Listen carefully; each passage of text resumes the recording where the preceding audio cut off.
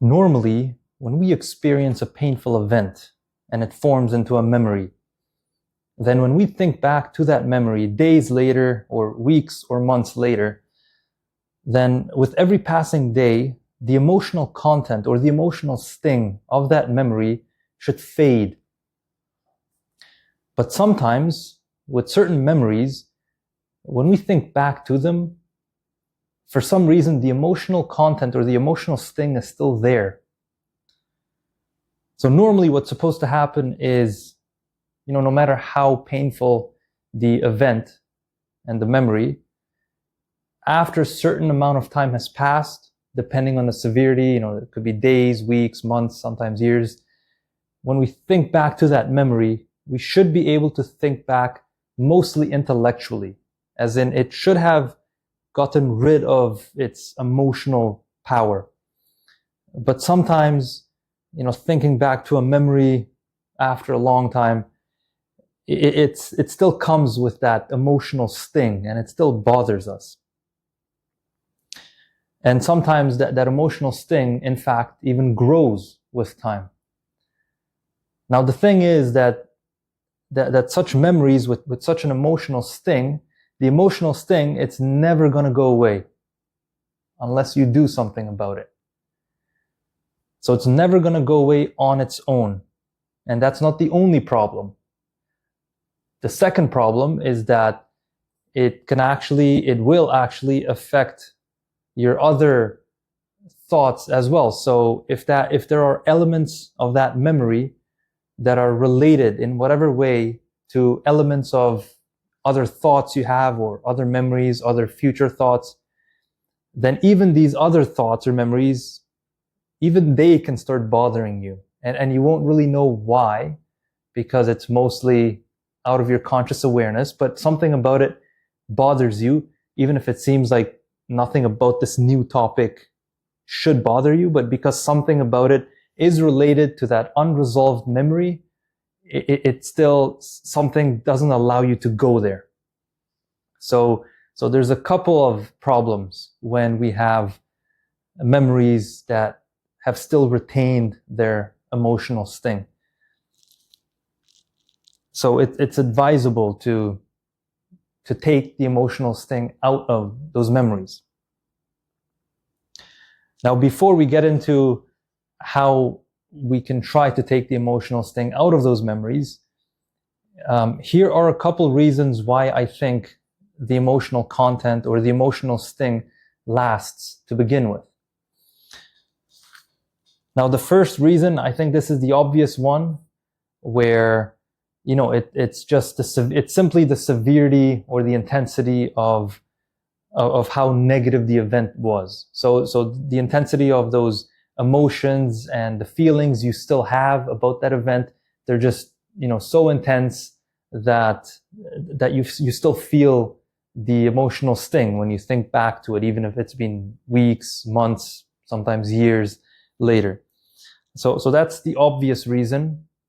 But what I actually think is the way more common reason is that it's the mind's state of a lack of understanding.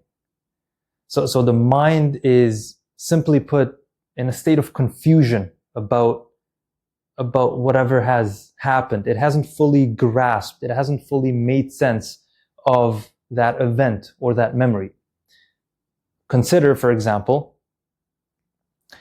that you are a man and one day you find out that your wife of 20 years is cheating on you with your best friend of 30 years. Now, when you're faced with this shocking reality, to say the least, in addition to the powerful feelings and emotions you feel, from anger to sadness to fear to, whatever it is, in addition to the obvious severity and intensity of these feelings and emotions, what is also the case is that your mind is put in an extreme state of confusion, because your mind doesn't know what to do with that information. like if the love of your life of 20 years, whom you have trusted for so long, you have 4 kids with them, and suddenly suddenly you find out they've betrayed you, they've committed this act, and they are basically almost your entire world. You've trusted almost everything about them, but now if you find out that damn, they've been betraying me, like if you cannot trust that anymore, how can you trust that the sky is actually blue and not green? Or in the case of your best friend, your best friend of 30 years, if they are suddenly no longer the person who you thought they were, then can you trust anybody? Does gravity even exist at this point? So your mind is put in this extreme state of confusion. It doesn't know how to grasp whatever has happened. Like, what the hell has happened? And part of this lack of understanding, part of why that probably bothers us emotionally, is because some people say that, oh, the past is the past, just let go of the past and focus on the future. That's simply not realistic. It doesn't work that way, because the brain uses the past in order to predict and be prepared and feel safe for the future. So if there are like real unresolved memories of the past, then your brain can be in a state of mild anxiety regarding the future, because it doesn't feel safe, because those same things could repeat. So if the brain has to be put, by resolving those past memories, then the brain feels safe and feels ready and prepared if something similar happens in the future. So I think those are the 2 main reasons why the emotional content or the emotional sting can still last with certain memories. So the smaller and obvious reason being just simply the severity of those emotions and feelings you feel about that event. And I think the bigger reason being the mind's state of confusion about that whole thing. Okay, so how can we try to take the emotional sting out of the memory? But first, here's how to make the emotional sting stronger, or at least keep it. So this is what you do if you want to keep it as strong or even make it stronger. You suppress that memory or emotion or thought. Just suppress it. Although more commonly, avoid it, because suppressing something, it's quite difficult. It's hard, sometimes impossible to just stuff something down. I think what we more often do is we avoid that thing, and so if we avoid that thing, then automatically that thing gets suppressed. But either or. So whether it's suppressing or avoiding, if you want to maintain the emotional sting, avoid it or suppress it. Just run away from it your entire life, and that's guaranteed to maintain the emotional sting or even make it stronger. But if you want to take the emotional sting out of the memory,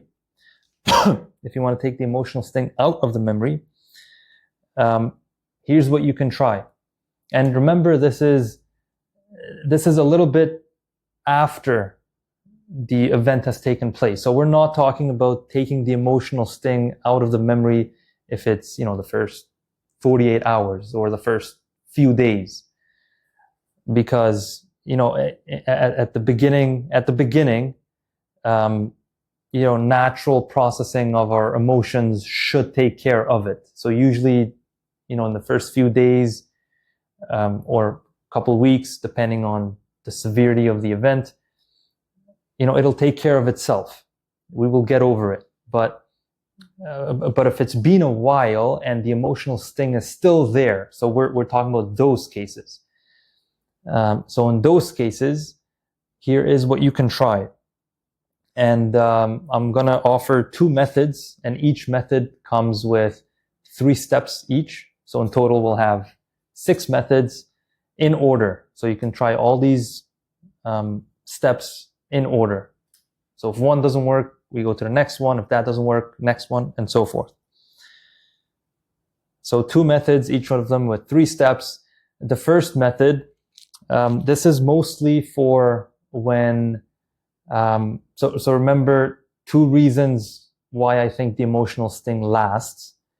If it's the first reason, then the first method really plays a part. And then if it's the second reason, then the second method with its 3 steps plays a part.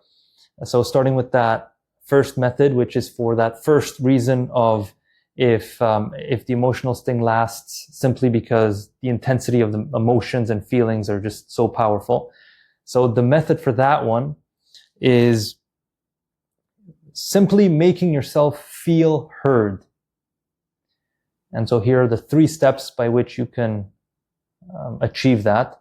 So the first step is to tell yourself out loud. And the key word is out loud. So you got to talk about it to yourself out loud, not internally, not in your head. And we'll get to why in a second. But first step, make yourself feel heard by telling yourself out loud. Not to look like a crazy lunatic, you can just go in a room in private, or go on a walk, just be alone, and just tell yourself out loud about it, about that memory and whatever's happened. If that doesn't work, if that's not enough, you can move on to the second step, which is to write about the thing. And of course, the pioneer of these writing approaches is the social psychologist named James Pennebaker. And in terms of the writing style, it doesn't matter too much. Just, you can do whatever feels good for you. You don't have to worry about punctuation, grammar, writing an essay format. No need for all of that. Just get your thoughts out on paper. And whether that's, writing a letter to somebody and burning it, or just writing it into a journal, like whatever you want to do, it doesn't matter too much. Just write about that memory. And there's a good chance that the first couple times when you write about it, which doesn't have to take long than a few minutes, it's up to you. The first couple times you do that, good chance that, the memory is going to bother you more, obviously, because, you're engaging with whatever's happened. But after the first couple times, then it's all downhill. Then you'll see the positive benefits. And if that's not effective enough, then you can try the third step, which is telling somebody else about it. So you speak to somebody else, whoever it may be, and just tell them about the memory or the event, whatever's happened. So this is the third step to making yourself feel heard. Now, there's a reason that I've listed these steps in such an order, because there's a pattern to it, and it goes from least to most effective. And the pattern is that with every step, the task actually becomes, in a way, more cognitive. So every step becomes more and more cognitive, because contrary to popular belief, what helps taking out the emotional sting of an event is not blowing off steam. It's not about that. You actually have to become more cognitive about it, not more emotional about it. So if we look at these steps, the first one being telling yourself out loud.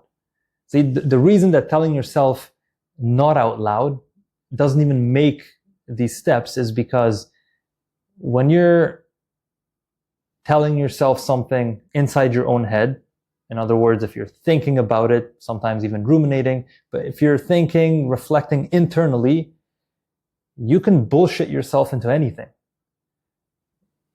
if I give you 2 minutes to come up with a convincing and persuasive reason as to why the sky is actually green and the idea that it's blue is a conspiracy theory, all you need is 2 minutes and your mind can come up with a pretty convincing argument or string of ideas as to why that is the case.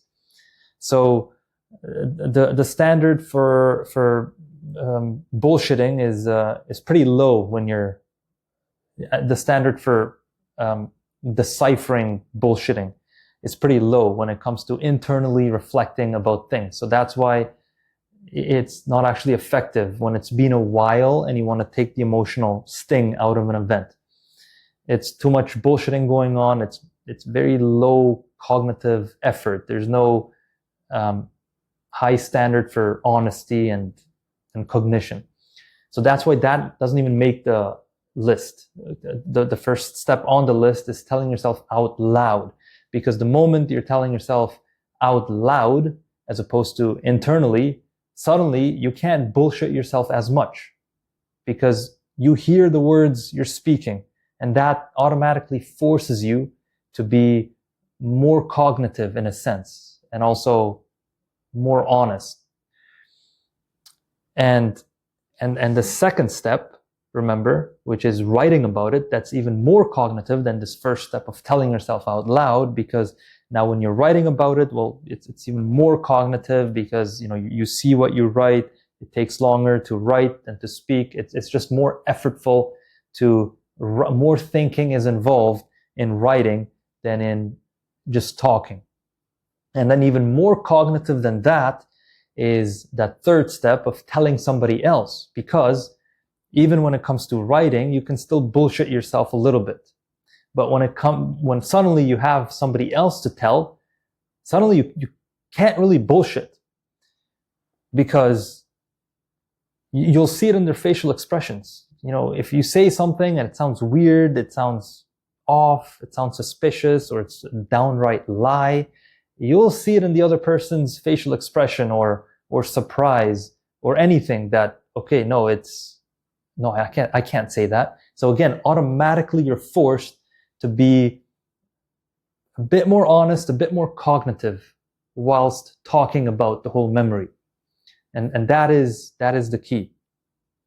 And as an aside, this is why it's so important that the person you're talking to is honest. Many things don't work if there's no honesty, and even this situation, because if they got to be honest. Because if they're not honest, you can get away with bullshit even by telling them, and then they're not doing you any favors. And also, you yourself have to be honest if you are that person who somebody else is telling something to. But anyway, that's besides the point. So every step gets, in a way, more cognitive. And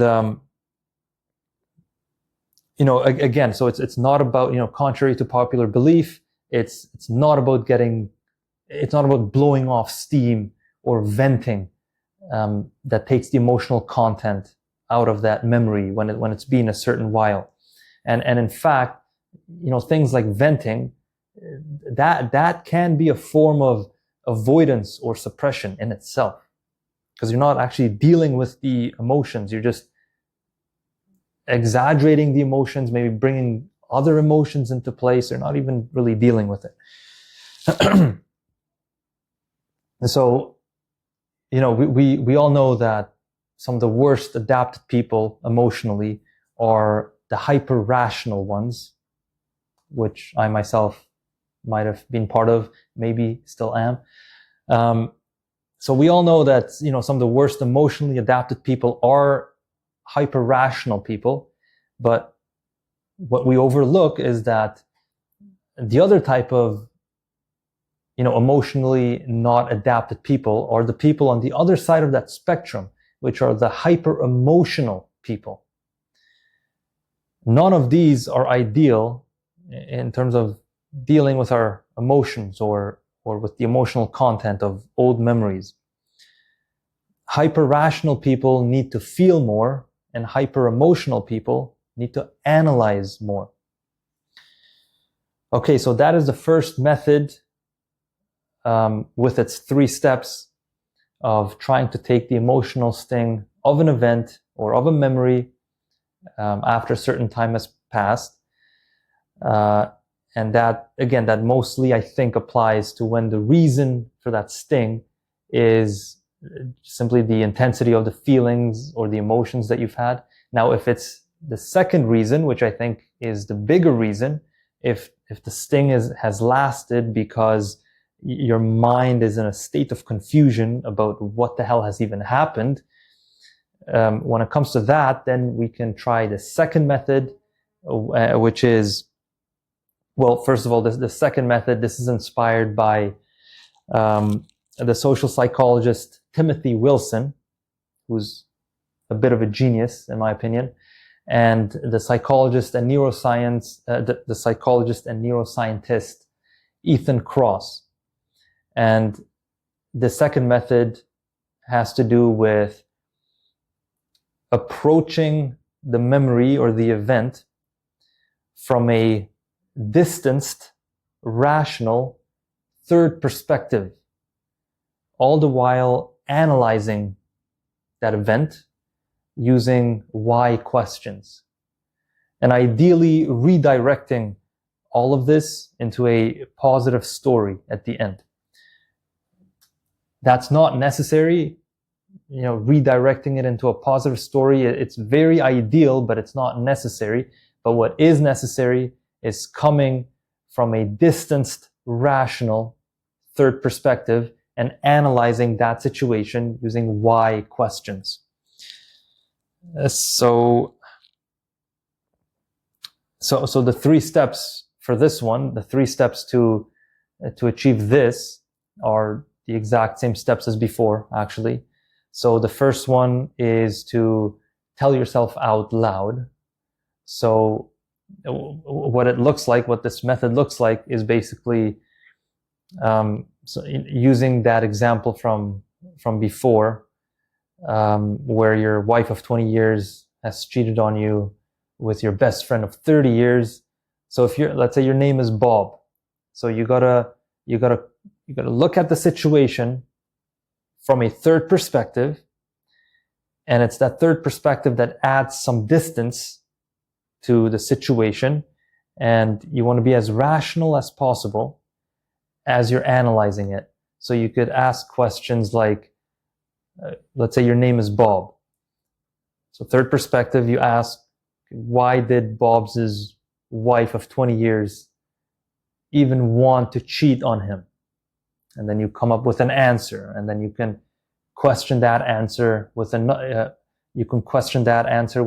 why, and you can analyze further like this. So when is the first time that Bob suspected that his wife might have been cheating on him? You get an answer and you go further. So you got to approach it from a distanced, rational, third perspective, analyzing it using why questions, and ideally redirecting it into a positive story, which is broad, whether lessons you can learn from it or how you're stronger now, whatever. But that's not necessary. The redirecting it into a positive story, ideal, not necessary. So that's the first step you can achieve. That's the first step you can try to achieve that method, telling yourself out loud. So you're doing this, speaking out loud to yourself. If that's not effective enough, you can go on to that second step, which is writing about it. Again, same thing. You do what we just talked about, except in writing. And the third step is telling somebody else about it. Again, same thing, but you're just speaking to somebody else and you're analyzing it by speaking to somebody else. And again, the pattern in this listed order of the steps is that every step gets more and more cognitive, because again, it's by making it's sort of about connecting your feelings to your thoughts that does the trick. Because remember, it's like the reasoning for this is that your mind doesn't know what to do with the information. It's in a state of a lack of understanding. So then the solution is to actually help your mind understand what the hell has happened. So it's the same pattern, you know, coming from a distanced, rational third perspective, analyzing it using why questions. That's pretty cognitive on its own, this task. And telling yourself out loud, it's pretty cognitive, but even more cognitive is when you write about this thing. Even more cognitive is when you have to speak to somebody else who's judging as you're telling them. And what falls under the category of telling somebody else is also, you know, if you know, whether you're talking to a stranger or a friend, whoever it is, like if you don't have the right person or any person to talk about it with, or if they're not, or if it doesn't help and it's still stuck, the memory is that complicated, then of course you can turn to you know, actual experts on this topic, you know, psychologists, psychotherapists, counselors. So that is included under the category of telling somebody else, just as, you know, the furthest step, because they help you make it even more cognitive. Okay, so those are the 6 ways, the 6 steps that you can try in order. And, you know, these ideas are very testable. So if you do have memories from a long time ago that have retained their emotional sting, it's very easy to try these steps. You can try them in order, and whichever one, you know, if it works at the very first step, great. If not, then just move on to the next step. But by going through all 6 steps, you know, it's very testable. You can try it and see if they work or not.